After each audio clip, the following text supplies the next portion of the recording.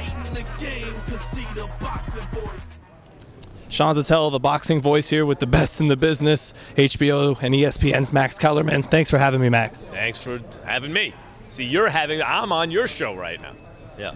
No, okay, but you know, let's say Canelo, he is the favorite, 3-1. Let's say he gets past Cotto, like many believe he will. Can he stand a chance against Golovkin, if not for his next fight in the near future, because he is only 25? Well, I think his age is key. He is only 25. So there's still room for improvement. I'm not so, coming in, 3-1 sounded a little wide, but okay, Canelo, you figured would move on. I think a lot of people this weekend, this leading up to this weekend, have started to think maybe not Canelo. Maybe Cotto looks a little more comfortable at the weight.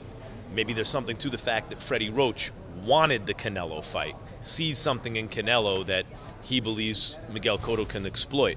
It's a better story if Cotto wins, because it means the improvement under Freddie it's always partly matchmaking, partly how good the fighter is. When a guy's looked as good as Pacquiao did when he beat De La Hoya and Hatton, as good as Cotto has since he's gotten with Freddie. Like there's Mayweather and Gotti. Mayweather versus Gaddy, whenever a guy looks next level sensational, it's partly the matchmaking. But how much? And this goes for every fighter ever, but how much? And if it turns out, it's a little matchmaking, but it's mostly that's the kind of effect Freddie has had on Cotto, and Cotto's able to beat Canelo and beat him up, that's an amazing story. That's the better story. Better for boxing might be the 25-year-old Mexican star who can then go on to bigger and better things. But either way, Golovkin wouldn't be the next fight anyway, because they both have options, and there are options for more money, than fighting a guy who they would be big underdogs against. Well, one option at one point was Andre Ward. That's fell through for whatever reasons. So now it looks like G now. Yes, Okay. yes, Triple G. Sorry about that. And now Andre seems to be moving on to Sergey Kovalev. Isn't that actually a tougher fight, because he is 15 pounds heavier and he has underrated athleticism?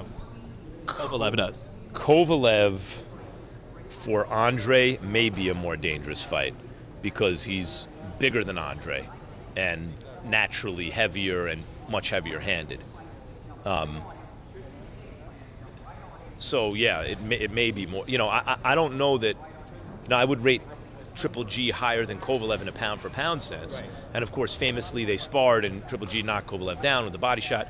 But styles make fights, and just because fighter A beats fighter, in other words, there may be some who look at that and go, Kovalev is a good shot to beat Ward, who has a good shot to beat Triple G, who has a good shot to beat Kovalev. Right. Right.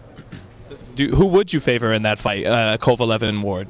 I think I would favor Andre Ward against everyone 175 or below. I think he's this, now with Mayweather supposedly retired, Ward, who I had number 2 pound for pound, is now number 1 pound for pound. But he hasn't been in with a top opponent in a long time. So is he still as good as I think he is? That remains to be seen. Just wanted to finish up with Manny Pacquiao. I asked Jim this too. He's almost 37. So quite frankly, why the hell would he want to fight Terrence Crawford? Right, especially since if you've already said this is going to be your last fight, that means, what they say, maybe you're already kind of retired. Like look at Rios and Bradley just now, right? And Crawford, look, Crawford's fast, but I've seen faster. True. Crawford's skilled, but I've seen more skilled. But he's very skilled, he's very fast. But the thing that makes Crawford different is he loves to fight. It's something that he has a passion for right now. He's in his prime now. And if you're a guy who thinks maybe you're done, the last dude in the world that I would suggest you get in with is Terrence Crawford. That's just from the emotional point of view.